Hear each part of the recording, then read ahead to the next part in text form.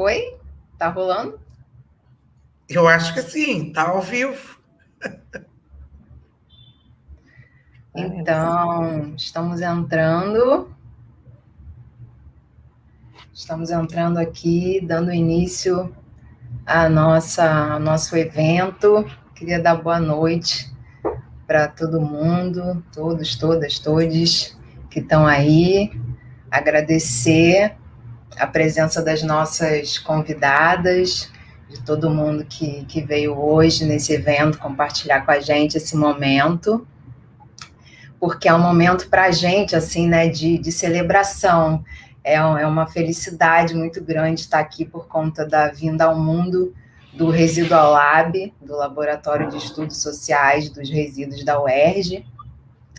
O laboratório nasce oficialmente aqui, né, nesse marco, nessa live, mas, na verdade, esse momento é o resultado de um processo mais longo, né, que envolve uma troca em vários níveis, né, pessoais e profissionais, amizade, admiração, inspiração intelectual pelas pessoas envolvidas, e também, né, marca esse é um momento de convergência também das nossas trajetórias acadêmicas, né, uma convergência muito feliz, representada pelo laboratório, que vai possibilitar aprofundar os nossos interesses acadêmicos, né, que a gente já tinha, mas principalmente abrir, né, ampliar esses interesses dentro de uma nova perspectiva, que é a do residual, né, que é o que a gente está propondo aqui.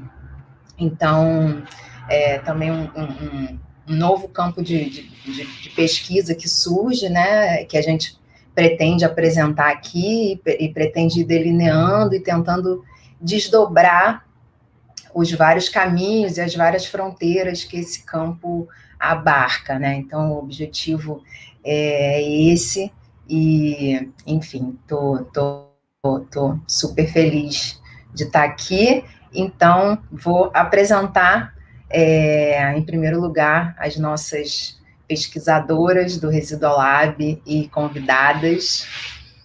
Então, estão aqui hoje a nossa convidada internacional, Ana Carolina Baltazar.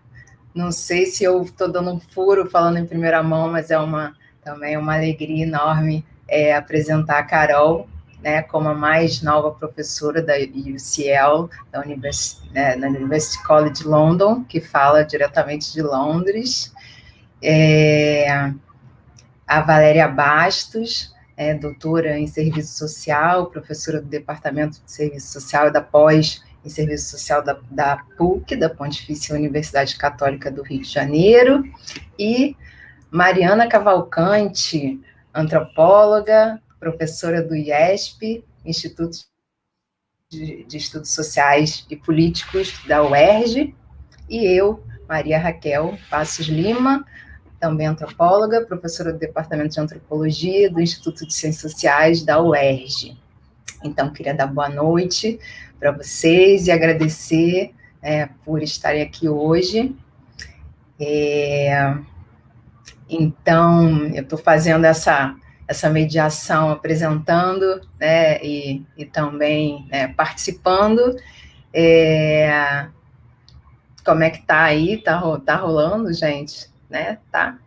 Beleza. Então, em segundo lugar, sim, já apresentei um pouco a gente, né?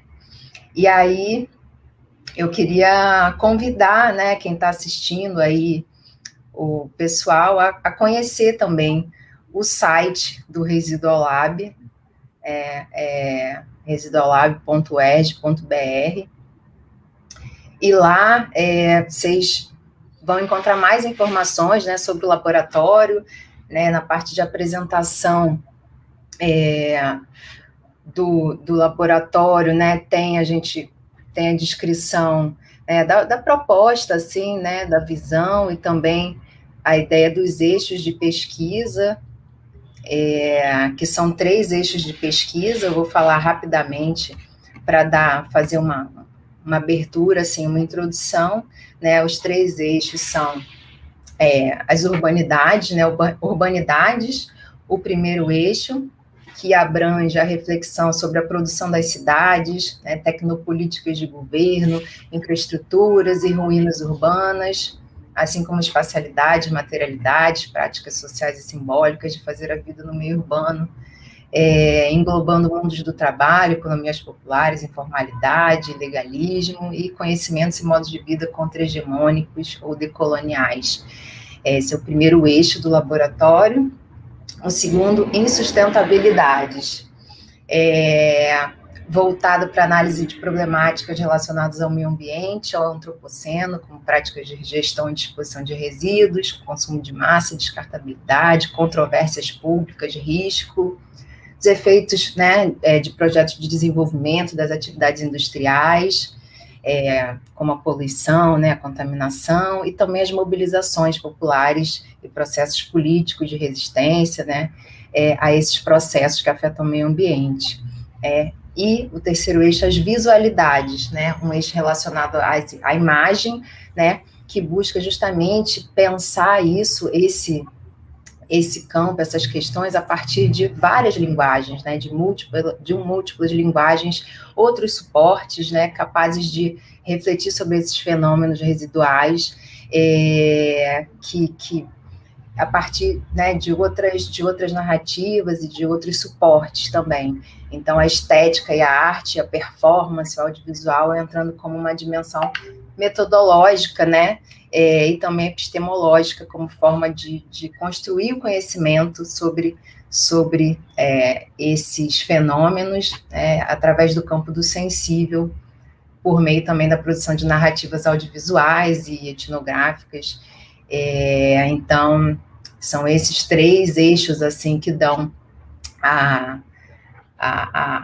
orientação, né, o enquadramento para a nossa inserção e para o laboratório. E aí no site vocês podem também ver mais informações sobre as pesquisas, as pesquisadoras, né, tem a parte de produção acadêmica, com as publicações, artigos, a produção, e um blog, né, com outros conteúdos relacionados ao campo, e as notícias também mais quentes e recentes do laboratório. Então, convido a vocês a darem uma olhada também e a conhecerem, tá? Então, assim, dada essa introdução, eu acho que cabe agora falar um pouco, né, sobre a dinâmica do nosso evento. Cada uma vai falar, né, vai fazer uma fala curta de 10, 15 minutos, falando sobre a perspectiva, assim, de cada uma, como se encontra nesse campo do residual, e em seguida a gente, após, né, a fala de cada uma, a gente vai comentar, né, ou abrir para as questões surgidas ao longo das falas, a partir do debate aí, né, nos comentários. Então, vocês podem colocar questões aí e ideias e comentários, enfim, o que for que a gente tenta incorporar na nossa conversa, né, porque o objetivo também é ser um evento que celebre, assim, né, a gente está junto, é uma comemoração, então a gente também tá feliz aqui, está, é um encontro também, né, então vai ganhar um tom também não tão formal, digamos assim, ok? Então, eu vou iniciar a minha fala, vou começar, né, falando, e a ideia é, assim, apresentar de maneira geral o campo dos estudos sociais dos resíduos, para fazer essa apresentação, né, inicial, e me deter um pouco para fazer essa apresentação no objeto desse campo, que eu acho que abordando o objeto é um bom caminho para abrir os horizontes e mostrar a abrangência do campo, a fertilidade do campo, né, como ele engloba muita coisa, e que não se restringe apenas, né, à ideia mais imediata que a gente tem sobre resíduo, lixo, né? Então, meu esforço vai ser um pouco debater o que são os resíduos, né, tentar, né, descolar um pouco dessa ideia mais imediata de lixo e convidar vocês a operar um deslocamento, né, dos resíduos enquanto objeto, coisa material, para pensar o residual, enquanto modos de existência residuais de coisas, de espaços, de substâncias, né, de humanos, não humanos. Esse acho que é um bom caminho, assim, né, para a gente começar. E um primeiro ponto que eu queria colocar aqui é que a questão dos resíduos foi por muito tempo, né, foi objeto, em termos assim, de campo de conhecimento, foi objeto do saber médico, né? Então, a medicina social, o higienismo, desde o século XIX, era um saber por excelência, né, sobre sobre esse tema, sobre os resíduos. Né? Ao longo do século XX, sobretudo a partir da segunda metade, ganhou proeminência a engenharia, né, como domínio científico apropriado a lidar com o tema. Então, assim, durante muito tempo, isso foi domínio, né, da medicina e da engenharia. Então, os resíduos sempre tiveram um tratamento técnico, né, entendidos a partir de uma perspectiva normativa, né, e negativa. Então, no século XXI, né, que os resíduos passaram mais fortemente assim, a ser objeto de reflexão das humanidades. E isso é importante, assim, né, que aí a constituição de um campo, né, nas humanidades. Quando eu comecei o doutorado em antropologia em 2010, e eu dizia que o meu tema era lixo, e causava bastante estranhamento, assim, né? Mas e aí ficavam tentando, puxa, não, mas é sobre trabalho, sobre catadores, né? É sobre informalidade, é sobre políticas públicas, né? Sobre exclusão social. Isso as pessoas entendiam, mas lixo, né? Mas como lixo? Assim, né? Era estranho, né? Causava um estranhamento. E nos últimos 15 anos, com mais força, um campo se consolidou internacionalmente, né, o campo dos estudos sociais dos resíduos, né, do Waste Studies ou Discard Studies, que é marcado pela, bastante, assim, por uma interdisciplinaridade, né, abarca a geografia, a filosofia, a história, a sociologia, a antropologia, os estudos culturais, né, os estudos de ciência e tecnologia, arquitetura e urbanismo, os estudos ambientais.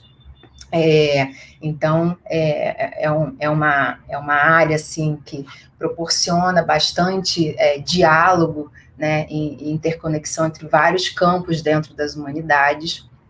E assim, né, acho que adentrando as humanidades, esse objeto, né, passa a ser tratado de uma maneira mais produtiva, né, menos normativa e menos negativa, assim, né, mais positiva, no sentido, né, de o que isso vai produzir. Então, em primeiro lugar, assim, tem duas dimensões relacionadas, né, quando a gente pensa sobre resíduos, que é uma dimensão simbólica, assim, né, as narrativas, as representações, os imaginários, as fantasias dos resíduos, né, de um lado, né, a primeira dimensão, e de outro, os objetos, né, as coisas em si.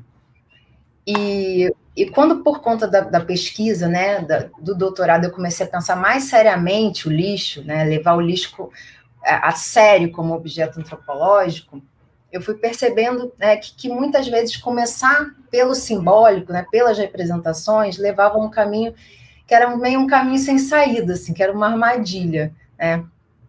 Isso porque essas representações, né, os saberes, né, com os quais a gente costuma pensar os resíduos, né, eles são performativos, né, eles têm efeitos que são justamente inscrever essas coisas em regimes de invisibilidade, né, e operar o nosso afastamento. Né? Então, é nojento, é sujo, é perigoso, né, se livra disso.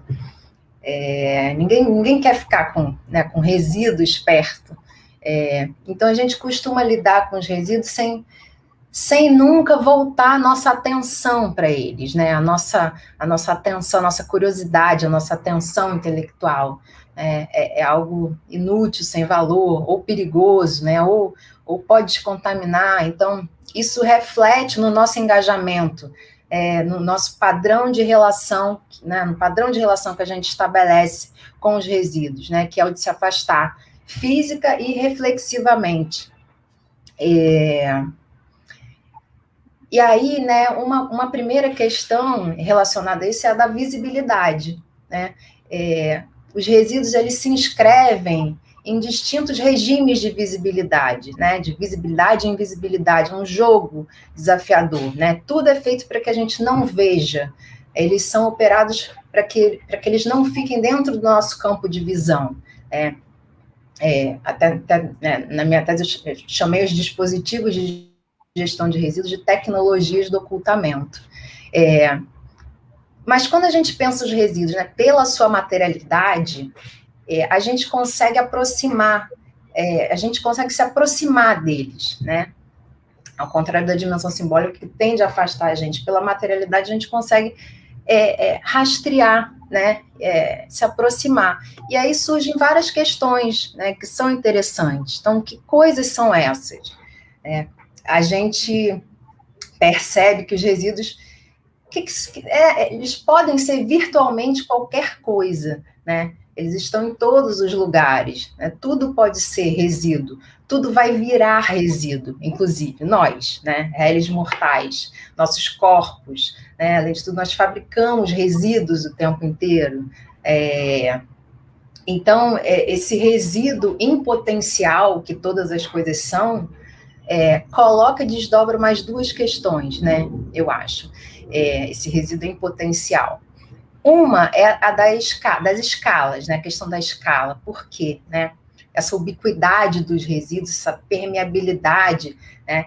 Eles atravessam diversas escalas, né? Por eles estarem em todos os lugares, eles atravessam diversas escalas, desde a da menor, né? Da molecular, as partículas tóxicas, as substâncias químicas invisíveis que a gente ingere na água, né, os microplásticos nos peixes, na comida, os agrotóxicos, né, que estão no ar, né, são resíduos. Tudo isso é resíduo, a gente não o vê, né, mas eles estão aí.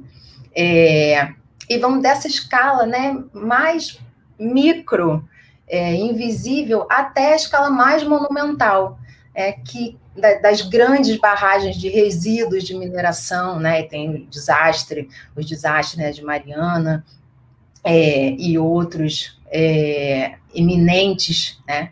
Tem vários assim iminentes, né, que ainda não aconteceram e é urgente, né? É urgente que não aconteçam, embora não tenha nenhuma garantia que isso não vá não acontecer.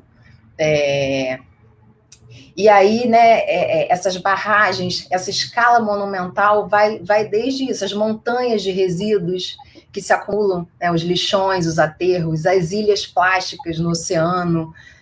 Isso leva, né, a essa escala global, né, cujos efeitos levam a essa ideia do antropoceno, né, uma nova era geológica, e que puxa, né, força a produção e a pensar uma teoria social em escala planetária. E né, essa outra questão, junto com a questão das escalas, vem a questão da temporalidade, né? Essas materialidades, essas substâncias, né, dentro desse qualquer coisa pode vir a ser, né? Esse vir a ser dos resíduos em potencial, a vida social deles se inscreve em temporalidades que também são distintas do nosso tempo individual, né? Elas produzem agenciamentos múltiplos nas interações com os corpos, com o ambiente, né? Os resíduos, essas substâncias, essas materialidades, elas borram essas fronteiras todas, né? Entre natureza e cultura, os humanos e não humanos, a sociedade, a natureza, o eu, né? E o coletivo, o ambiente, a paisagem. E aí o tempo, né, a duração, essa duração reconfigura também as temporalidades, passado, presente, futuro, e coloca vários desafios sobre como lidar com a presença dessas coisas, né? Um exemplo clássico, né, é a gestão de resíduos nucleares radioativos, porque ninguém sabe o que fazer com isso, né? Além de escavar túneis e buracos para enterrar, né? Para mais uma vez levar a gente a esquecer que essas materialidades estão ali, mas que ficam ali produzindo efeitos muito duradouros, né? Muito além da nossa existência individual. E aí isso, né? Aí entra mais uma dimensão, que é de como os resíduos também estão produzindo o tempo todo o espaço, né? As espacialidades, tanto pelo fluxo, né? Pela circulação, como pelo seu acúmulo também. E aí leva a gente a pensar a paisagem urbana, as cidades, na medida em que os resíduos não são coisas, os resíduos nunca são só eles mesmos, né, sozinhos. Eles, a gente pode considerar essa vida social, né, eles articulam infraestruturas urbanas que são fundamentais para a vida nas cidades, para a gestão das populações, tanto em termos governamentais, né, mas também em termos individuais, né, em termos de ganhar a vida. Né? Nesse sentido, assim, os resíduos também abrem oportunidades, permitem fazer a vida, né, ganhar a vida, na medida em que também eles são objetos, por serem objetos indeterminados em termos de valor, né, eles se inscrevem em diferentes regimes de valor, né, eles são transitivos, então eles podem se tornar, né, recursos, eles podem vir a ser outras coisas também. E essa capacidade, essa potencialidade, né, essa transitividade, essa potencialidade de se transformar em termos de valor, é muito explorada pelas camadas mais pobres da população, né, as periféricas, principalmente em tempos de crise. Então, por exemplo, veio um idoso, né, um técnico, um senhor, né, consertar o gás aqui na minha casa, e aí ele entrou na cozinha, né, consertou o troço, e no final ele acabou levando 5 garrafas de vidro que estavam aqui esperando para eu descartar adequadamente e tudo, que vidro, né, não pode, enfim, se você descartar no saco normal, ele pode cortar alguém, enfim. E aí estava ali, ele mostrou a foto, né, de uns enfeites que a filha dele fazia e que estava tirando uma grana com aquilo. Então ele foi embora levando umas 5 garrafas de vidro da minha casa, né? E isso leva a gente a pensar, né, nessa reapropriação dos resíduos, na possibilidade disso criar, criar recursos, né, e abrir oportunidade, né, nessa escala bem micro do ganhar a vida. Mas os resíduos também se tornam um recurso não só nessa escala, né, e nessa dimensão, mas também para grandes empresas, né, grandes empresas multinacionais que fazem fortuna com isso, né, com grandes empreendimentos tecnológicos, de aterros e de tecnologias de incineração e de produção de energia a partir de resíduos, né, isso articula grandes mercados globais com a reciclagem, então isso agencia, né, isso está relacionado com os modos de produção, que envolve reprodutibilidade, descartabilidade, consumo, né, participa de cadeias de valor, né, de fluxos internacionais, seja, né, de maneira legal ou ilegal, né, isso circula pelo globo, conectando estados nacionais, regiões, continentes, então tem uma dimensão geopolítica também, né? E ao mesmo tempo que cria essas oportunidades, né, os resíduos também produzem e aprofundam desigualdades sociais estruturais, em termos de classe, raça, gênero, né, quando configuram o fenômeno de racismo, injustiça ambiental, na medida em que as populações minoritárias, né, tendem historicamente a sofrer o ônus da poluição, da toxicidade, da contaminação desses materiais industriais, né? E por fim, assim, né, os resíduos são objetos eminentemente políticos, né, estão sempre em disputa, sempre agenciando relações de poder o tempo todo, né, configurando processos de exclusão, de desapropriação também, né, e esses modos os resíduos, esses modos residuais de existência levam a gente a pensar nas vidas, né, nas pessoas alijadas do nosso campo de visão, né, dessas práticas, desses fenômenos que os resíduos, né, a gente pode entender a partir dessa ideia, né, de práticas, de vidas, de fenômenos que resistem, que persistem, tal como os resíduos, né, às reiteradas tentativas de eliminação. E nessa perspectiva, os resíduos ampliam, né, se ampliam para o residual, né, aquilo que resiste aos processos e tentativas reiteradas de eliminação. Então, assim, para finalizar, assim, minha fala mais geral, por essa chave da materialidade, né, que eu propus a gente iniciar pensando, a gente consegue rastrear os resíduos, né, a gente consegue mapear as múltiplas relações que eles estabelecem, né, justamente porque são, ao contrário de serem coisas assim, marginais, eles são o oposto, né, eles são objetos profundamente mediadores, né, articuladores, eles estão conectando coisas o tempo todo, criando relações e assim produzindo o mundo, né. Então, para usar o chavão antropológico, né, eles são bons para pensar e abrem perspectivas também para pensar a teoria social contemporânea, né, pensar os resíduos também pensar a teoria social, né, produzir teoria social. E os resíduos, a meu ver, né, colocam questões, né, complexas, desafiadoras para entender essas múltiplas formas como... Acho que a questão é essa, entender como os resíduos fazem o social, né, e compõem a nossa vida social contemporânea. Bom, mais ou menos isso que eu queria introduzir, né, dando uma visão assim, colocando questões e abrindo, dando uma apresentada, né, nesse campo, o que a gente está propondo e querendo dizer com isso. E agora eu passo a palavra para Valéria Bastos. Valéria, fique à vontade. Obrigada, Maria. Boa noite a todos, todas e todes, né? Enfim, que todos estejam bem, cuidados e com saúde. É um momento bastante delicado, né, do mundo, mas é importante para a gente, considerando que, como a Maria colocou, a inauguração, o lançamento do Residual Lab, e, assim, eu quero inicialmente agradecer pelo convite, considerando que eu não sou da área de antropologia, eu sou da área de serviço social, né? Eu não sou da UERJ, nem do IESP, nem estou em Londres, eu sou da PUC-Rio, né?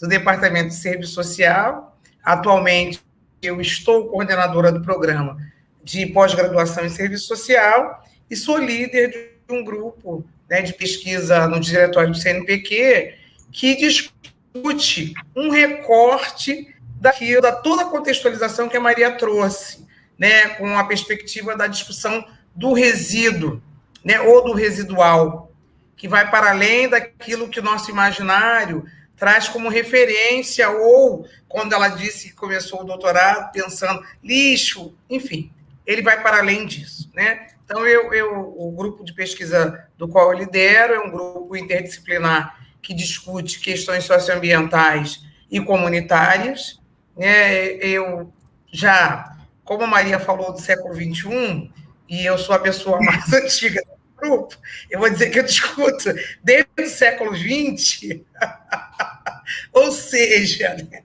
dos anos 90, a questão do resíduo mais localizado na perspectiva dos resíduos sólidos. Então, um recorte daquilo que Maria contextualizou muito bem, né, trazendo uma série de nuances para se pensar a lógica do que é resíduo, do que é residual, ou do que o imaginário, né, do contexto social traz como referência. Eu tenho um recorte específico para pensar a partir de uma discussão que eu trago desde os anos 90, quando ainda não existia nem legislação para regular essa questão dos resíduos sólidos, em especial, né? Eu já vinha trabalhando com uma referência de lixão e com uma referência de catadores. Então, assim, Maria trouxe 2 elementos bastante interessantes e que fazem sinergia, convergência com as minhas discussões, com os projetos sobre os quais eu me dedico e desenvolvo, né? Não só eu pessoalmente, mas nas minhas orientações, no projeto de extensão que eu me dedico e que, assim, sou orgulhosa do que a gente vem desenvolvendo nessa lógica, né? Guardada aí todas as invisibilidades, os processos excludentes e tudo aquilo que a sociedade não quer ver, que está ligado efetivamente à discussão dos resíduos sólidos ou lixo, né? E lixo é muito arrumado na lógica de quem vive e sobrevive dele, que é uma outra discussão, né? Porque a gente produz todo o ser humano, e aí é uma discussão milenar, secular, né? De que onde existem pessoas, existe produção de resíduos sólidos ou lixo. Mas como é que a gente resolve essas questões? A gente traz aí para o final do século XX, ou meados, talvez, mas acho que final, e século XXI.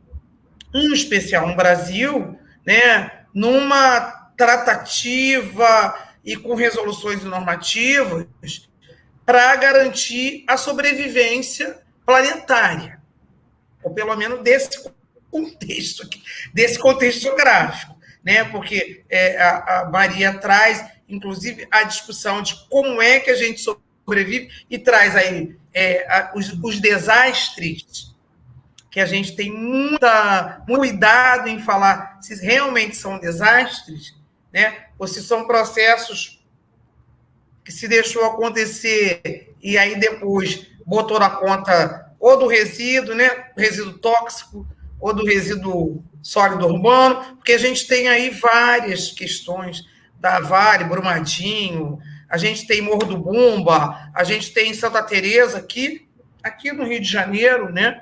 Que açoitou várias vidas e o prejuízo ou a culpabilidade foi no pobre que jogou o lixo na encosta e que aí rompeu o Morro dos Prazeres, né? A gente tem o Morro do Bumba, que tinham habitações em cima do antigo lixão. Enfim, a gente tem várias referências para tentar discutir ou, pelo menos, contextualizar, né, a relação de resíduo do ponto de vista da destinação inadequada e a relação com a sobrevivência. Seja ela a sobrevivência para garantir sustento pela comercialização desse produto ou pelo rarefeito desse produto, que vai desde o metano produzido pelos resíduos urbanos orgânicos ou outros elementos. Mas, assim, eu penso que incorporar as minhas reflexões no Residual Lab, né, é uma forma também, né, primeiro, eu ampliar o alvo de reflexões a respeito do residual e também, né, contribuir para essa parte sobre a qual a Maria tratou aí da invisibilidade, do lixo, enfim, a gente teria outros elementos para trazer, inclusive pensando nessa lógica de construção da teoria social, né, para pensar que a partir de determinado período da vida social, cotidiana, capitalista, né, o homem passou a sobreviver a partir, ou boa parte, né, do segmento humano, né, expulso do mercado formal de trabalho, e aí a gente podia discutir reestruturação produtiva, acumulação flexível e outros contingentes trazidos pela lógica do capital, né, a partir do trato com o resíduo sólido urbano ou igual a lixo. E aí isso é produto da minha vida profissional e acadêmica, né? Eu começo a minha discussão, como eu falei para vocês, no século passado, mas eu começo a sistematizar isso e trazer algumas reflexões do ponto de vista teórico-metodológico, quando eu fui para o doutorado.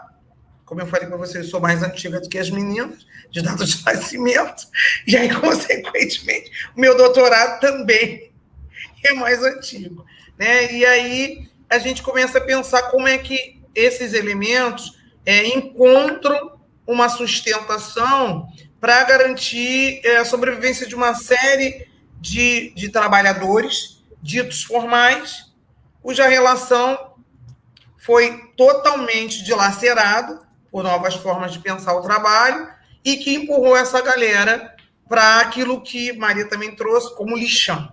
A gente não vai aqui dar conceitos, mas considerando que lixão não é aterro sanitário, então é um lugar que as pessoas inadequadamente depositam os seus resíduos, mas que alguém descobriu que o resíduo pode se transformar em papel moeda, em dinheiro.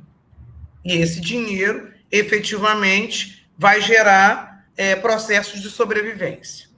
Então, debruçada sobre esses pilares, eu desenvolvo várias pesquisas. E aí que o papel da questão acadêmica, metodológica, enfim, encontra um espaço de aderência. Então, nesse sentido, assim, está no Residual Lab e está no GRIPS, que é o grupo sobre o qual eu tenho liderança, é exatamente trazer elementos importantes, uma série de questões que estão não só previstas na legislação, na Política Nacional de Resíduos Sólidos, né, mas também na relação de trabalho precarizado, né, na compreensão dos processos excludentes ou de inclusão precária, perversa, né? Porque a gente às vezes acha que basta para determinado segmento adquirir arroz e feijão, já tá bom, né? Agora, no momento pandêmico, uma garrafinha de álcool gel, uma garrafinha de água, né? Enfim, então todos esses elementos eu tenho agregados em pesquisas que eu considero relevantes para, inclusive, impulsionar reformulação de políticas públicas. Então, eu tenho trabalhado muito com a perspectiva da logística reversa, que eu penso que, dentro da Política Nacional de Resíduos Sólidos, que é uma política que completou 10 anos no ano passado, mas que efetivamente não vem cumprindo com uma efetividade o seu papel normativo, né? E que, por isso, inclusive, a gente não pode deixar de dizer, por todo o retrocesso da agenda ambiental, né? Ela vem sofrendo cada vez mais perdas, né? Inclusive com o marco regulatório, né? A Política Nacional de Resíduos Sólidos, ela, no seu artigo 54, determinava que, após a lei publicada, que foi em 2010, ela teria 4 anos para eliminar todos os lixões.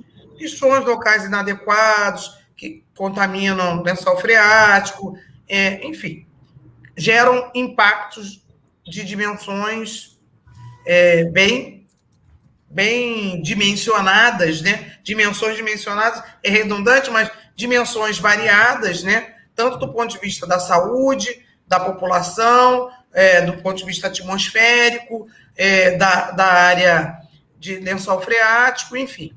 Todos esses processos sofreriam menores impactos na medida em que, a partir de 2014, considerando que a lei foi sancionada em 2010, seriam diminuídos. Porém, né, a gente sabe que essa coisa não é cumprida na sua íntegra, mas o marco regulatório cria um outro dimensionador da legislação e gera novas repactuações de datas para encerramento dos lixões. Isso impacta diretamente nas pesquisas que eu venho fazendo. Eu tenho 2 pesquisas, uma apoiada pela FAPERJ, que é importante que a gente incorpora não só o GRIPS, mas traz resultados também para o Residual Lab, né? Que é pensar a logística reversa e seu impacto na cidade do Rio de Janeiro e na região metropolitana, que efetivamente gerariam melhores condições, não só o trato com resíduo, mas também os trabalhadores invisibilizados e aí reconhecidos como catadores e catadoras de materiais recicláveis. Uma vez esses processos legais não sendo atendidos, há um retrocesso efetivo na perspectiva legal, no cumprimento, e automaticamente, se a gente tem uma agenda pública com flexibilidade no seu cumprimento, vou usar essa palavrinha, prefiro, aqui, né, deixa de cumprir determinados processos, isso gera impactos que efetivamente são avaliados, analisados nas nossas pesquisas, nossos estudos e nossas pesquisas, e que a gente vem trazendo como forma de contribuir para refletir sobre esse contexto que Maria traz, né, com uma série de nuances, né? Se a gente pegar tudo que a Maria falou em termos de residual, ela vai impactar com uma série de elementos que a gente na academia traz para uma análise e vai gerar, pode desdobrar em várias pesquisas, né? Tanto do ponto de vista do trabalho, do resíduo em si, da invisibilidade desses trabalhadores, dentre outros elementos. Então, a gente tem trabalhado nessa perspectiva e a gente conseguiu, aí já é um spoiler que eu vou fazer aqui na minha fala, que é dizer que no dia 19 de agosto, a gente vai botar no Residual Lab, a gente vai fazer um lançamento de um livro que foi apoiado pelo projeto de editoração da FAPERJ, para pensar o balanço da Política Nacional de Resíduos Sólidos, né? Os avanços e os retrocessos, considerando inúmeras análises feitas por pesquisadores, e aí eu sou organizadora desse livro, mas tem outros colegas, mais 7 colegas, né, pensando nisso, quem discute desastre, que é a Adriana Duda, que está na RUF, quem discute a questão das engenharias, como a Maria Raquel falou, que num primeiro momento, só as engenharias, era uma prerrogativa das engenharias. Hoje, as ciências sociais aplicadas, as ciências humanas, outras ciências também trabalham na perspectiva de analisar essa questão do resíduo no seu melhor trato, no seu melhor fino, considerando que esse processo não é único, ele não tem uma alça só de análise, mas ele tem uma série de nuances e uma série de sujeitos envolvidos nesse processo. Então, a gente convidou engenheiros, economistas, biólogos, um ex-orientando meu de doutorado, que é antropólogo, da área das professoras que coordenam o Residual Lab, para pensar essa lógica, né, e fazer um balanço desse processo. Eu penso assim, para já ir finalizando a minha fala, penso que a contribuição que nós, como grupo de pesquisa, em ações socioambientais e comunitárias, podemos trazer para o Residual Lab, na perspectiva do recorte da discussão de resíduos sólidos, em especial, e catadores, né? Que eu não penso só a destinação de resíduo, porque não sou engenheiro. Eu tenho que pensar isso, tratando isso, como é que isso está imbricado numa relação do trato humano, do trato social, e que isso se fez, e ainda se faz, como uma grande referência de giro do capital. E aí eu nem vou discutir outras questões que eu trago, como racismo ambiental, como zonas de sacrifício, como justiça ambiental, que são elementos fundamentais, mas que a gente pode, num outro momento, trazer isso como uma discussão mais aprofundada, mas que eu acho que é uma contribuição, né, que eu trago para o Residual Lab e que o Residual Lab vai levar para o GRIPS, que é o grupo que eu coordeno, como referência da gente pensar quais são os caminhos, quais são as lógicas, quais são as contribuições que a academia, né, que é um papel fundamental nosso, né, primeiro, disseminar conhecimento, né, aprimorar e aprofundar relações que possam capacitar e formar um corpo, né, de profissionais, pesquisadores, discentes, docentes, estudiosos na temática, que possam contribuir para cada vez mais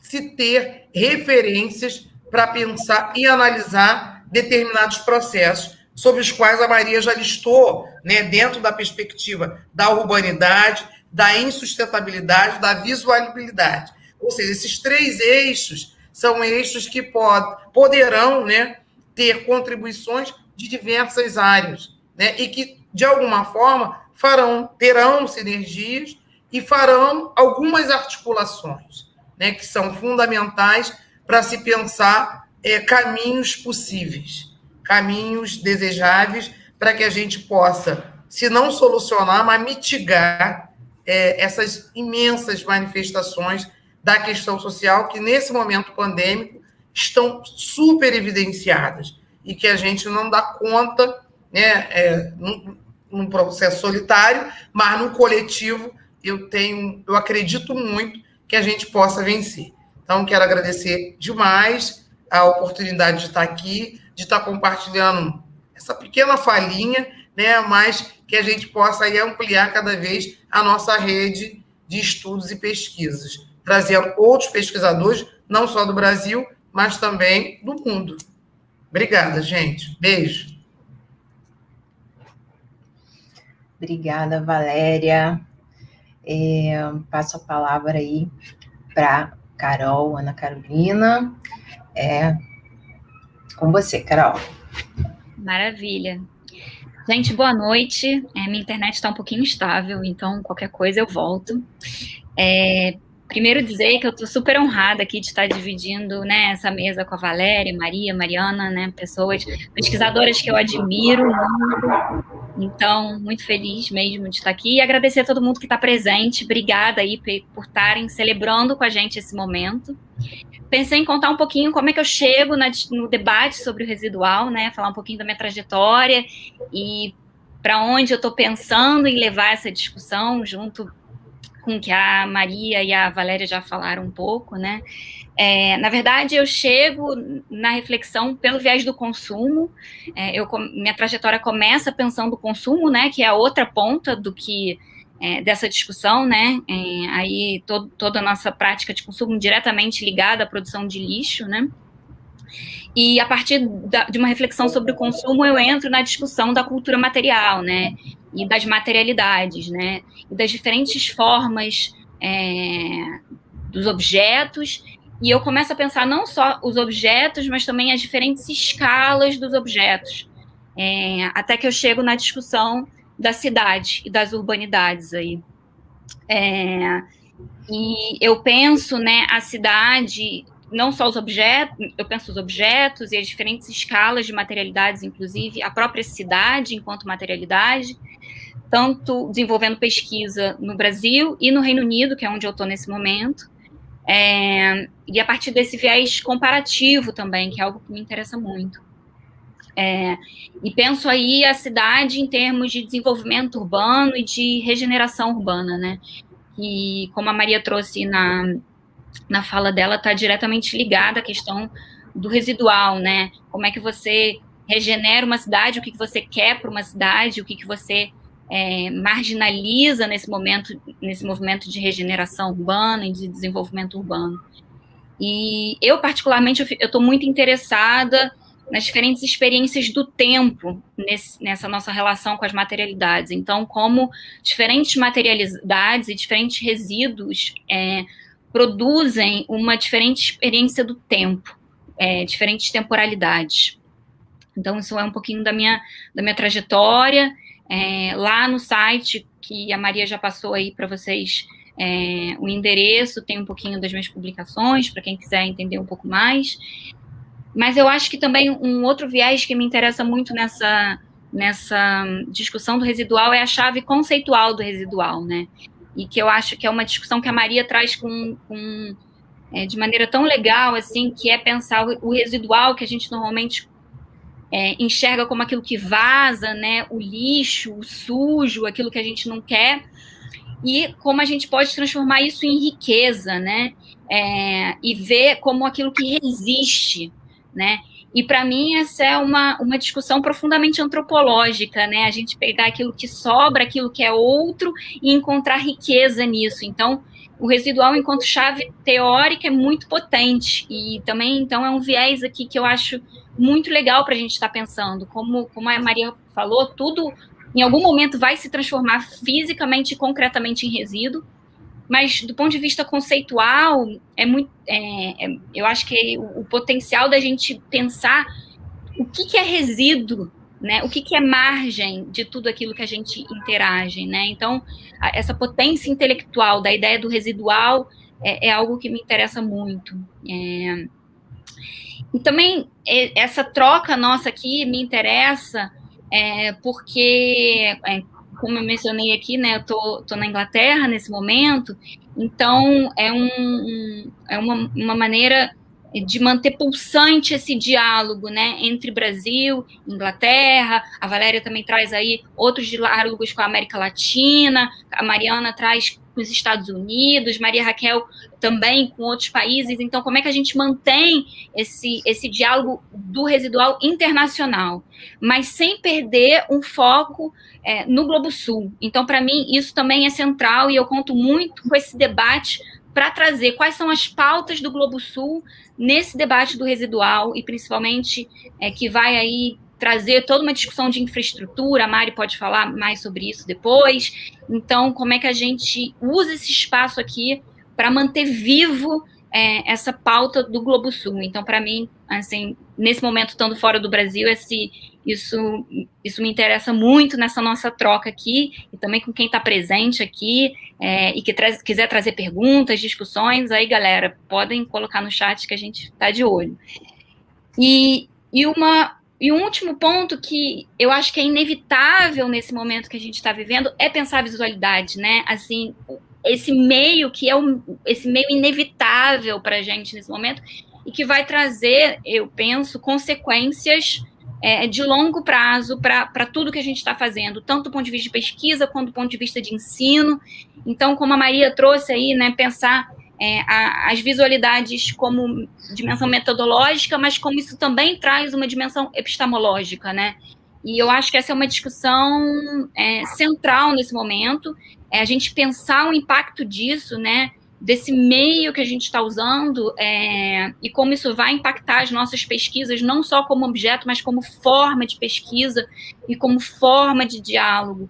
Então, acho que todo esse debate do residual tem muitos caminhos. Eu acho que essa é a riqueza realmente, né, desse insight aí da Maria, que dividiu com a gente, que a gente está tão empolgada, porque a gente vê muitos lados para discutir isso, e também para receber vocês, assim, né? Acho que é potente, porque isso também permite trocas com outras pessoas dentro e fora do laboratório, e a gente quis manter esse espírito, assim, como a Maria também mencionou no início, em algum nível informal, para que isso seja uma troca mesmo. Então, obrigada a todo mundo aqui presente. É isso aí, estou muito animada, e é isso. Obrigada, Carol. Então, a gente passa a palavra para Mariana Cavalcante, fechando aí as falas da noite, e depois, né, a gente vê como dar continuidade. Obrigada, Maria. Boa noite. Bom, Maria, Carol, Valéria, boa noite todas e todos que estão aqui no chat, que, inclusive, já está começando a ter uma discussão muito interessante aqui no chat. Aqui eu sabia que a Ilana ia gostar dessa conversa. E, bom, e é uma alegria enorme estar aqui, primeiro, né, com as minhas colegas, e vendo também a participação de tanta gente tão querida aqui já nesse chat, nesse momento, assim, que realmente vai numa certa, né, contracorrente, digamos, né? Quanto menos financiamento, quanto menos condições, quanto menos rotina, quanto menos normalidade, é aí que a gente vai lá e tenta inventar alguma coisa de novo, né? E eu acho que é um pouco, né, nessa teimosia que a gente aprende, inclusive, olhando para os resíduos, né, que eu acho que a gente vai conseguir fazer alguma coisa aqui. Então, bom, vou me apresentar muito brevemente. Eu sou Mariana, eu sou antropóloga, professora do IESP, eu tive a alegria de estar na banca de tese da Maria Raquel, que era, né, em que ela narrava, inclusive, o processo de fechamento lá do aterro de Gramacho, e desde então a gente vem, né, aos pouquinhos, criando parâmetros de conversa, né, eu acho que isso que é das coisas mais ricas que tem na nossa vida acadêmica, que eu acho que a gente ainda consegue manter um ambiente muito, né, de colaboração aqui no Brasil. Eu acho que o que a gente está vendo aqui hoje, né, tanto aqui quanto no chat, é um pouco reflexo disso, né, e eu acho que é isso, né, eu leio a tese da Maria, eu revisito o meu material da minha pesquisa ao longo dos anos com outros olhos, contribuo para ela, né, a gente começou com toda uma discussão em torno de infraestrutura, e as coisas, né, vão se contaminando de fato, né, as coisas vão produzindo novidades a partir,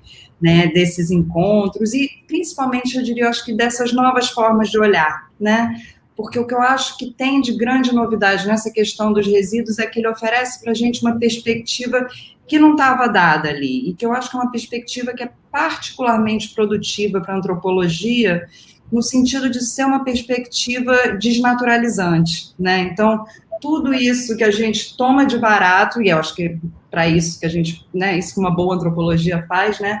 A gente, de repente, pega uma coisa que é tão banal, tão tomada como dada, e consegue olhar para ela de uma maneira diferente, iluminando outras relações, outras historicidades. Sim, eu acho que a questão do tempo é fundamental aqui nessa discussão, né? Então a gente consegue realmente olhar, né, cumprir aquela velha missão etnográfica de olhar o familiar com esses outros olhos, né, e eu acho que a partir daí também a gente vai descobrindo novos objetos, novas questões e outras maneiras da gente olhar, né, velhas questões, porque o que a gente vê emergir aqui, né, são questões muito cruciais para todos nós, seja na antropologia, seja no serviço social, né, Valéria? A gente, no fundo, a gente está falando das desigualdades que marcam não só esse país, mas que marcam esse mundo, que se dão em diversas escalas, mas exatamente olhar essas desigualdades não mais a partir da falta, né, que é uma outra coisa para a qual a etnografia ajuda muito, né? A gente parar de olhar as coisas a partir da falta ou de problematizar certas faltas, tomar, né, a falta muitas vezes como uma categoria nativa que, se a gente realmente recontextualiza, coloca dentro de um certo contexto histórico, né, dentro de uma certa trajetória, né, assim, que normalmente tem a ver com essas desigualdades, a gente realmente consegue ver outras coisas, né? Bom, eu venho parar nessa discussão pela minha obsessão já antiga das ruínas, né? Então, assim, para mim, foi um jeito, inclusive, de desnaturalizar o próprio modo como eu vinha trabalhando a categoria das ruínas já há muito tempo, né? Eu acho que vale a pena até falar um pouquinho sobre isso, né? Tem um monte de gente aqui do Grupo Casa também, que é o grupo de pesquisa que eu coordeno com a Eugênia Mota lá no IESP, em que eu também, em que a gente trabalha principalmente os temas da moradia, né, e das cidades, da produção das cidades. Eu acho que isso foi um primeiro movimento, né? Então, eu me formei com uma tese, né, sobre o tempo e a produção das casas na favela, né, tentando entender um pouco aquela temporalidade da casa que nunca fica pronta, né, de como o espaço construído vai se transformando ao longo do tempo, ao longo da vida das pessoas, e como, né, e o que me interessava ali era justamente como a casa era um tipo de objeto em que você podia, né, a partir dela pensar tanto dimensões materiais, né, enfim, da vida urbana, mas também todas essas dimensões subjetivas. Também é um espaço, né, onde se depositam sonhos, né, a questão da produção do futuro e do tempo a partir do investimento na casa, né, e tudo isso, e eu acho que é isso que é interessante, né, eu acho que tanto a casa quanto, né, onde eu me encontrei com a Maria, que foi nessa discussão das infraestruturas, quanto na questão dos resíduos, o que a gente está diante de objetos que tem essa sobredeterminação, né? Então, assim, são muitos os sentidos. Ao mesmo tempo, né, no caso da casa, por exemplo, né, ela é mercadoria, mas ela também não está só nisso, é um espaço privilegiado dos afetos, da intimidade, mas também é uma questão importantíssima e central das políticas públicas, né? Então, você consegue pensar também toda sorte de desigualdades, das mais objetivas e quantificáveis, tudo isso a partir desse objeto que também pode ser pensado, né, a partir dos afetos e de, enfim, de outros tipos de emoções e de processos que se dão em diversas escalas, né? E eu acho que essa questão da casa, né, ela também, ou seja, o que a gente tentava fazer, o que eu estava tentando fazer naquele primeiro momento era desnaturalizar, né, essa própria relação das pessoas com um espaço tão carregado, né? Bom, tudo isso, mas quando a gente faz antropologia, né, no Brasil, muitas vezes a gente se depara com ruínas, né? E é isso, né? Os grandes processos de transformação urbana, o urbanismo arrasta quarteirão, todas essas, né, o que a gente vê ao mesmo tempo é uma produção incessante de ruínas na produção da cidade, né? Bom, não vou ter tempo de entrar nisso aqui nesse momento, né, mas tem um texto que eu, inclusive, estou tentando traduzir para ver se sai em português, mas que eu trabalho exatamente essa ideia do ainda construção e já ruína, né, como uma imagem, né, muito recorrente para a gente descrever as cidades brasileiras, né? Tá lá desde Euclides da Cunha, o Lévi-Strauss fala muito isso sobre São Paulo, né? O Caetano dá aquela editada ali nos anos 90, e o que a gente viu durante as Olimpíadas foi exatamente, né, a dissolução dessa ideia do ainda construção já ruína nas matérias de jornais, né? Isso virou parte da vida cotidiana. Então, a gente vive numa cidade, né? Nossa cidade pós-olímpica é uma cidade repleta de ruínas, né? Ou seja, de resíduos, de fragmentos, de processos que não foram completados, de processos de projetos que foram levados pela metade, de projetos políticos. Então, o que isso tudo dá para a gente também, né, é uma possibilidade de fazer uma arqueologia urbana, num certo sentido, né, da gente poder ler essa cidade a partir dos resíduos, a partir, né, dessas camadas que ficam ali como pistas de outros mundos que a gente já habitou, de outros projetos de nação, de Brasil e da própria cidade, né? Então, eu acho que tem, enfim, esse potencial de desnaturalizar, né, que os resíduos trazem para a gente, né, nesse encontro, né?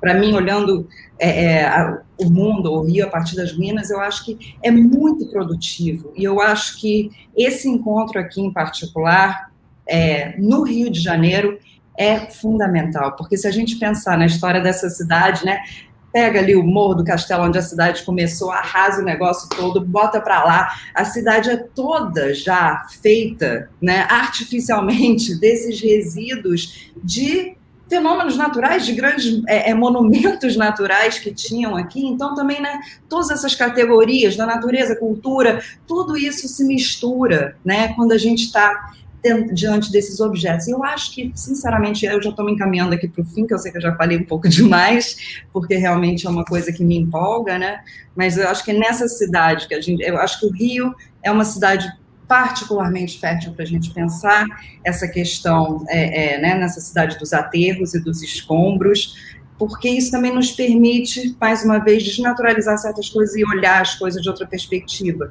Então, talvez a cidade que foi durante tanto tempo lida como um cartão postal possa ser relida como um crime ambiental, por exemplo, né? Ou então, se a gente começar a repensar, né, enfim, em todos esses resíduos que vieram à tona, por exemplo, né, lá no Cais do Valongo, que estava ali completamente soterrado, né, assim, né, completamente coberto ali com aquele cimento que Pereira Passos botou ali em 1906, e ali ficou escondida e completamente invisibilizada, né, assim, uma das, digamos, talvez um dos pedaços mais violentos da nossa história, né? Quando a gente pensa ali no cemitério dos Pretos Novos, quando a gente pensa nessa materialidade, inclusive dos corpos humanos que foram tratados como resíduos e que foram soterrados dessa maneira, sem nenhuma memória, e agora a gente, né, naquele ato de, na hora que você redescobre todo esse passado, também nada volta a ser o mesmo, né? Então, esses resíduos também voltam num outro sentido, forçando a gente a reler, inclusive, a nossa história recente, né? E eu acho que tem muitos casos aqui no Rio que são, sabe, da gente poder ler, tem desde essa gestão das ruínas desse último ciclo olímpico, né, pensando no teleférico do Alemão, no Hotel Glória, no Museu da Imagem e do Som, né, e todos os escombros que, bom, na Transbrasil, que é a minha, digamos, é a minha ruína favorita aqui, né, que me dá mais raiva, porque talvez fosse o projeto mais importante desse ciclo olímpico, que está ali, né, e essas ruínas fazem parte e produzem engarrafamento cotidiano para todos os trabalhadores que, de fato, precisavam daquela obra. Então, eu acho basicamente isso, que a gente está aqui diante de uma oportunidade que é incrível, que a gente tem muitos alunos também com trabalhos interessantíssimos, que eu acho que a gente também pode trazer para esse campo, e que é um campo justamente do diálogo, da interdisciplinaridade, em que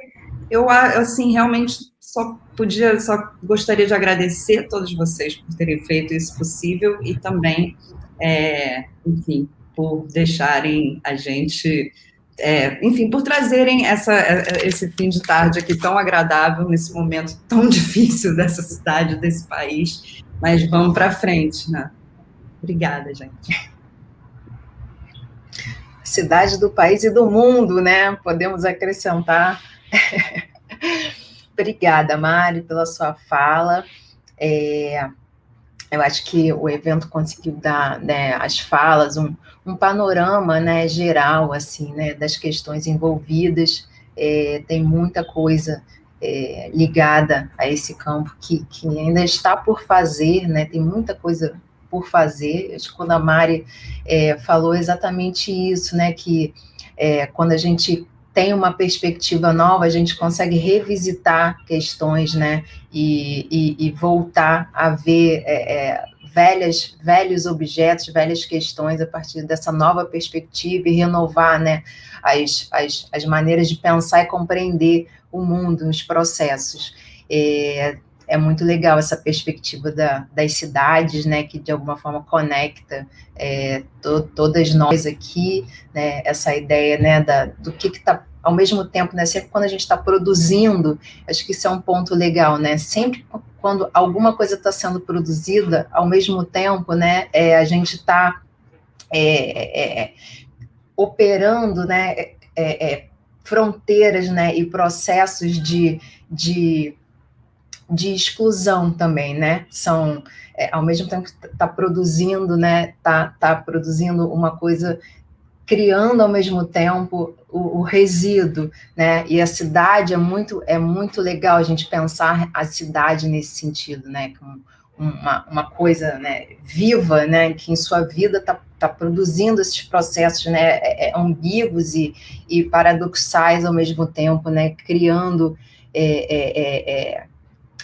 essas desigualdades também, né? Eu acho que essa ideia de uma arqueologia, né, da cidade é muito interessante, porque entra na questão da temporalidade de novo, né? A gente consegue olhar para trás também, né? Revisitar o passado a partir do presente e nesses escombros. Rio de Janeiro é uma cidade muito que foi sendo feita por cima, né? As coisas, os prédios maravilhosos que botaram abaixo, né, e as coisas que vão sendo criadas por cima, então, os aterros, né, uma cidade toda aterrada, então tem muita coisa assim para escavar, né, no Rio de Janeiro, tem muita coisa, né, nesse processo.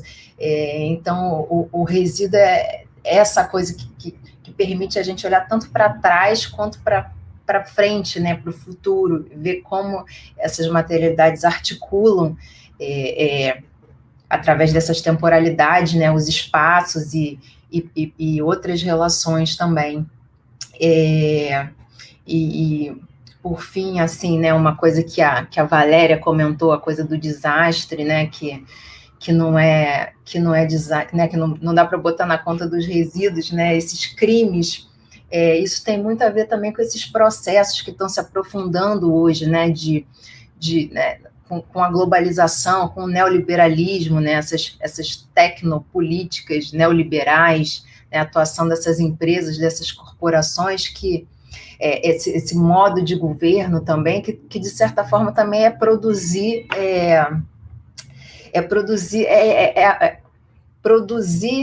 pelo residual, né, pela exclusão, a eliminação de vidas, assim, né, é um modelo, assim, político de governo que marginaliza, que exclui, né, então eu acho que isso também entra nessa chave, né, da gente pensar, e as pessoas resistem, né, as pessoas vivem, as pessoas continuam ali fazendo a vida, né, a partir das micro oportunidades e relações, e na viração, na luta. Então, eu acho que é uma chave também para pensar esse momento em que a pandemia também aprofunda tanto, deixa tão nítido essas desigualdades, né, e essas discrepâncias, e como a junção da pandemia, né, com esse modelo neoliberal, né, que no fundo produz, né, essa marginalização, que no fundo não se importa, né, de estar jogando as populações, as vidas das pessoas, assim, né, numa situação de quase, né, eliminação mesmo, e ver esse processo, né, de como também tem uma resistência, né, uma persistência, e as pessoas vão levando a vida, e também as formas como isso pode ser desconstruído, né, deslocado, porque também não... eu acho que os resíduos, assim, né, apesar de serem produtos, né, desses modos de produção capitalistas, né, eles também, inclusive conceitualmente, né, essa abertura, a minha esperança é que eles também possam levar a gente a encontrar os caminhos de subversão e de transgressão desses processos, né, dessas grandes estruturas de produção, né, de desigualdade, de exclusão, porque no fundo, os resíduos também são objetos transgressores também, né?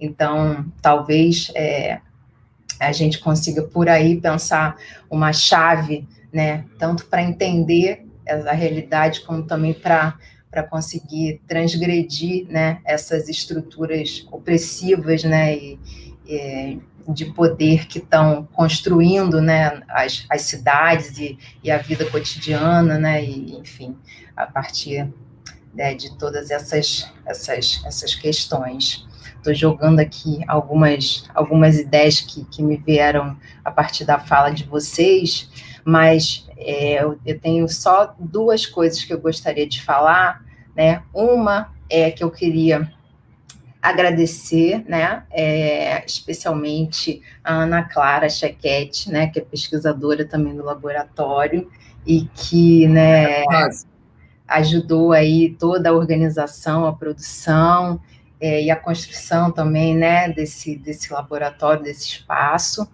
Eu queria falar, assim, para o futuro, né, o que a gente pensa como as atividades aí, né, então uma primeira atividade do laboratório, para quem se interessou, para quem ficou curioso, instigado, e né, quer seguir, assim, né, essas pistas e saber mais, conhecer mais, a gente vai fazer um grupo de estudos, né, vai começar um grupo de estudos nesse mês, então vai ter um primeiro encontro do grupo, né, dia 20/8, se alguém ficou interessado, assim, que vai ser um grupo de leituras, de discussão de textos desse campo, né, mapeando um pouco isso, e discutindo, e levantando ideias, né, para a gente construir uma, assim, nossa comunidade intelectual, né, em torno disso, e potencializar isso, e ver no que isso dá, para as nossas pesquisas, e para pensar, enfim,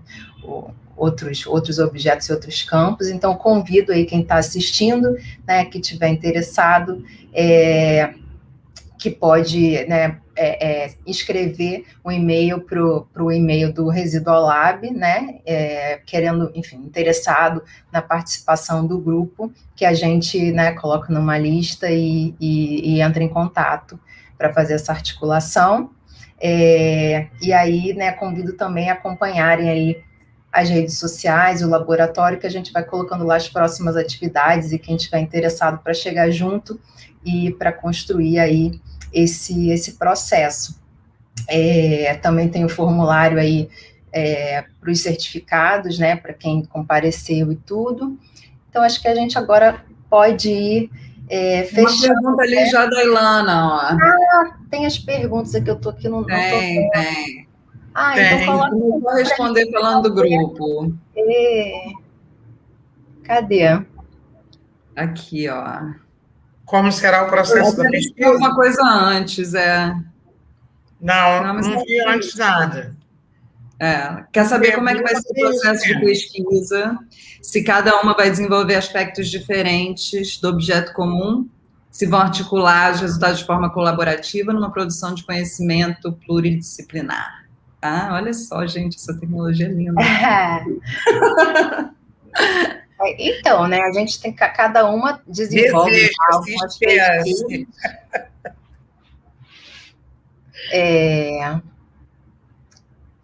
São dois movimentos, né? A gente segue assim, né, desenvolvendo as pesquisas que a gente já vem um pouco nessa linha, né? Mas, ao mesmo tempo, acho que o laboratório é esse contexto para fazer essa convergência, né, de interesses e de perspectivas. Então, exatamente, a ideia é a gente ir construindo também, né, projetos e processos que sejam mais coletivos, né, e colaborativos nessa chave. Por isso que é importante, assim, né, que as pessoas cheguem junto agora, né, no grupo de estudos, que a gente vai um pouco elaborando esse processo coletivamente aos poucos, né, e pensando nas formas de dar desenvolvimento a isso, a projetos futuros, mas a ideia é seguir nessas duas, ninguém consegue, né, se livrar das suas próprias pesquisas para trabalhar só coletivamente, seria até, né, mais legal. Mas não é possível. Trabalhar só individualmente é solitário, né, então o legal é a gente desenvolver esses projetos juntos, que é interessante e é o objetivo, assim, né. Inclusive a gente está com uma programação mínima, né, do grupo de estudos para abrir espaço exatamente para essa construção coletiva, né? Então, tem uma coisa, né, da gente ler, assim, um certo básico juntos, mas a partir daí já ir pensando estudos de caso, assim, porque é diferente de... Bom, fora a Maria, que, né, já escreveu uma tese sobre isso, mas ainda assim, num enquadramento um pouco diferente, isso é uma coisa que nós mesmos estamos aprendendo, né? Então, Valéria também. A Valéria também escreveu. Eu sou mais antiga que a Maria. A Maria é recente. Pois mas é isso. Eu acho que é isso mesmo. A gente fazer novas construções. Exatamente. E aí, né, aí o futuro, né, pode acontecer qualquer coisa, a gente começar a pensar juntas, né, assim, e aí tudo vai depender também de quem chegar junto, né. Sim. E é isso, a gente tem já aqui serviço social, antropologia, eu dou aula no programa de sociologia. Eu dou aula em engenharia. Se puderem chegar os urbanistas, eles são sempre bem-vindos. Engenharia urbana e ambiental. Então, tem sempre alguém interessado em dar uma olhada mais para o social. Eu acho que essas construções são fundamentais para que a gente possa realmente criar novas referências, né? Nem cartesiana, enfim, mas que possa dar conta aí da gente caminhar mesmo com relações mais reais, mais possíveis, né, aplicáveis. Eu acho que é um pouco desse caminho aí que a gente, com o Residual Lab, pensa em construir cada vez mais. Tem uma pergunta aqui da Mariana, agradecendo o debate e perguntando se já há alguma linha de pesquisa que pense as relações entre multinacionais e desgaste ambiental que elas produzem dentro e fora dos países de origem. Bom, nessa linha mais, né, de pensar a atuação empresarial, né? Você quer falar, Valéria? Eu acho que especificamente não, mas a gente acena para algumas discussões, né, considerando que a gente tem uma articulação na América Latina para pensar essas relações que se aproximam muito em determinados pontos, mas linha específica de pesquisa não, mas que tem desdobramentos para essa discussão. Essa relação, né, mais propriamente entre a produção, né, das empresas, essa produção das corporações e os efeitos, né, em termos ambientais, enfim, não é uma linha de pesquisa, desenvolver uma pesquisa, né, no pós-doutorado, analisando, né, a CSN, né, a Companhia Siderúrgica Nacional, e um caso de contaminação tóxica, então pensando também esses efeitos ambientais em torno dos resíduos industriais, que são a maior parte, a gente pensa muito, né, a coisa dos resíduos sólidos, dos resíduos domésticos que a gente produz, mas assim, quando a gente vai ver em escala, né, as empresas, as indústrias, esse resíduo industrial, corporativo, empresarial, né, é o mais... o que tem o maior impacto, a maior fração, quantidade, né? Mas a gente, quando tende a falar resíduo, lixo, a gente pensa muito nessa coisa que está mais próxima da gente, doméstico, mas é uma discussão muito importante a ser feita, assim, e tem muita coisa ainda para fazer, né? Esses modelos, né? Esses modos de produção corporativos, globais também, né? E essa dimensão ambiental, acho que o resíduo, né, é uma chave para pensar muitos processos, né? Inclusive o próprio capitalismo, a própria atuação das empresas e essa perspectiva ambiental também desloca um pouco, né? A ideia, né? O pensamento e as análises sobre o modo de atuação das empresas para um outro lugar, né? Quando você parte dos resíduos, você pensa, né, a atuação corporativa das empresas, né, e o próprio capitalismo de outra forma, né? Coloca o foco em outro lugar que permite visualizar uma série de elementos, de questões que normalmente ficam, né, mais para escanteio. Então, essa é uma entrada, assim, que eu acho que tem abertura, né, para a gente fazer, não tem uma linha, mas as linhas do laboratório são bem amplas, né, isso entraria, né, na discussão, né, de sustentabilidade, o modo de produção das empresas, das corporações, e mesmo a forma como as empresas também produzem a cidade, né, esse próprio caso que eu pesquisei, né, nessa pesquisa sobre a CSN, é muito relações, não são coisas separadas, né? A produção da cidade, a produção, né, empresarial, né, e essa dimensão do ambiente, a produção do ambiente como um todo, está tudo relacionado. A chave dos resíduos permite articular isso tudo. Então, acho que a maior produtividade, né, desse enfoque é que o residual permite articular coisas, né, essa coisa transgressora, né, permite atravessar as fronteiras e conectar elementos, relações e contextos e dimensões e escalas que normalmente a gente pensaria como separados. Então, acho que isso é muito produtivo, assim, para as pesquisas, né, e para explorar isso mais para frente.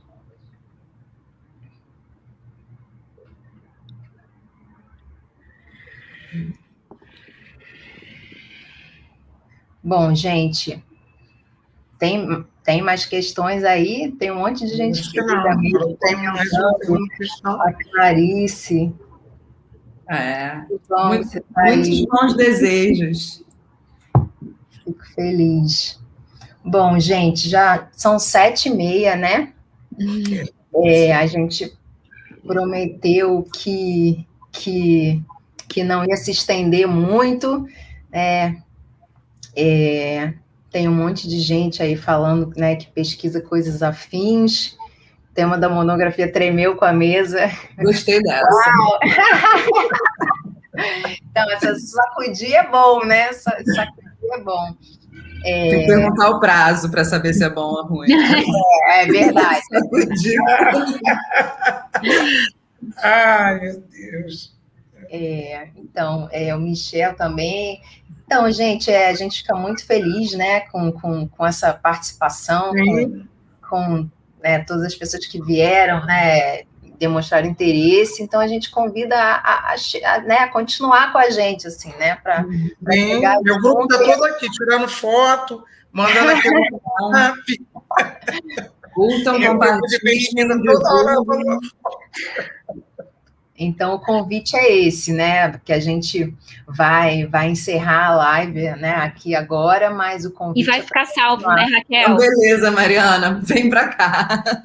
Maria, vai ficar salvo, não vai? Talvez... Vai ficar salvo, né? Por esse mesmo link, acredito eu, né? Que nesse mesmo link que foi divulgado, né? Vocês vão ter acesso à gravação e né, vão poder assistir depois. Isso vai ficar disponível... Isso vai ficar disponível tanto no site do Residual Lab, né? Acredito também no site do IESP. Isso, né? No canal do IESP também. Também pretendo botar lá no canal do YouTube do Departamento de Serviço Social, que é uma forma também de visibilizar, né? Sim, e aí com o link eu acho que é possível compartilhar sim. para o mundo, no mundo. Gente, tá bom, gente.